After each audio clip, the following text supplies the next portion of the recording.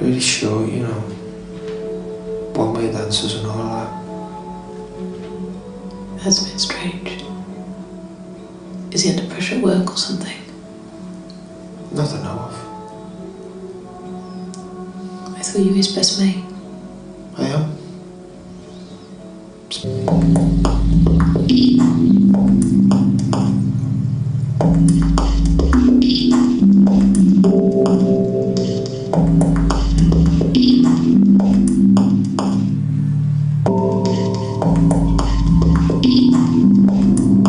It's not funny, Andrew. I wasn't laughing. Look, is she happy? Is she? I suppose so.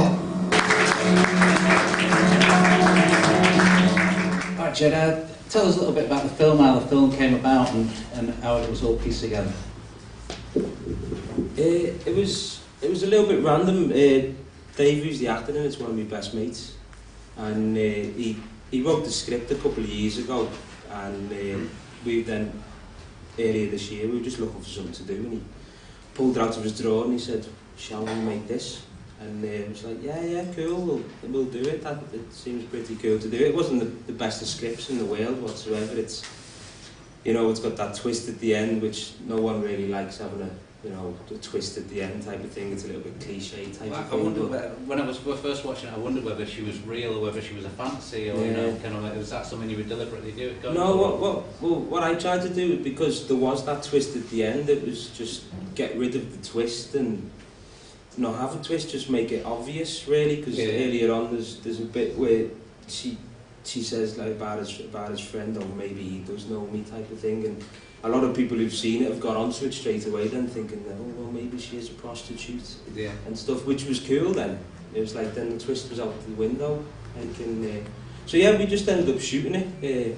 I went down to London and we shot it over 2 days. We shot in London? Yeah, it was shot in London. Dave's from Kirby originally, in Liverpool, and I'm from Liverpool. And what made you shoot in London then? Well, Dave lives down there. He just got back from travelling around the world, and he lives down there. And so we went down, and it cost us about 120 quid to make, and that was my rail fare to London and Dave's beer. Right.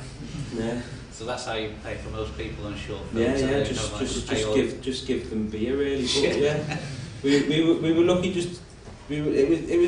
We didn't have nothing really to shoot it with. It was just, let's just use really good actors and tell a really good story, and that's it. As long as you've got a really good actor, or actors, really it's all the performance and tell the story. So that's what we mainly tried to do, because you could have overacted it and give it loads and been the whole prostitute with greasy hair and everything, and you know, but yeah, just good acting. Are you kind of a regular filmmaker, or is this kind of like, you know? I'm an actor originally. I've acted since I was a teenager. Been lucky enough to work with some really influential people, and just moved into art departments and building sets, and done a lot of art department work. And because I'm a big fan of film and cinema, especially just real good cinema, I just thought, well, you know, that's what I really want to do. So what was it like being on the other side then? You know, was it a bit yeah, it was easy. Well, it's always easy if you've got good actors. You pick the right crew, you pick the good actors.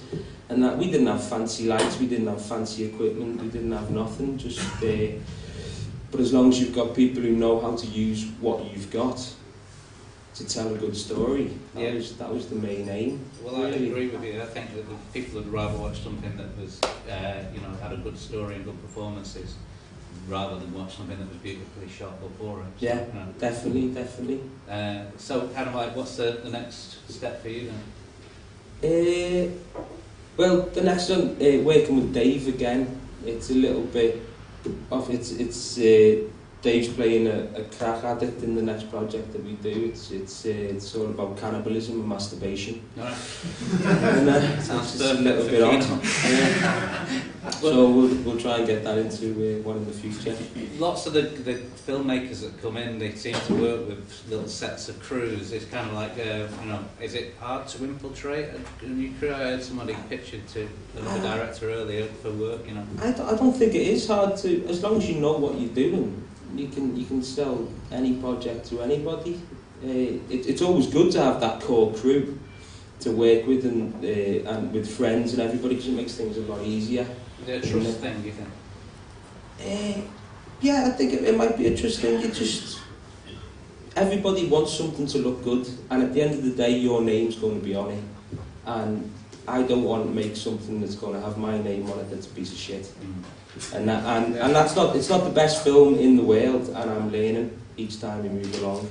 And I want to make the best film in the world, and I want my name to be attached to it, and I want all my friends' names to be attached to it. But my best mates might not be the best camera person or the best actor or the best anything, so they step to one side and just use the best people. If you're going to put your name on something, make it good. Don't, I think don't show yourself up. Project, don't they? Want it to be the best it possibly can be. Yeah, that's the best thing. Do you think that you're going to do any acting, or kind of have you ever thought of acting and directing? I may act again. I don't think I'm not the best actor in the world, because I'm a fan of cinema. When I look at someone and I know the shit, I've seen myself on telly and I know I'm shit. Well, people don't like hearing their own voice, and they don't like seeing themselves, do they? On no, so you know, not at all. I can understand that. And a lot of people turn around and go, "Oh, I'm shit," so they can get the sympathy of people. Yeah. Go, "Oh no, you were great, you were marvellous," but no, I'm shit. Well, actually, that's one of the reasons why I started making films, because I couldn't be in front, you know. I preferred being behind the scenes. No one really wants Mick Hucknall on anything until they make his biography, then I might get a job. So, has anyone got a question for Ged about the film? Nice one. Yeah. Alright then. Ged Hunter also, is that your real name? Because that's like the coolest director name ever. No, it's short for Jared, the patron saint of pregnant women.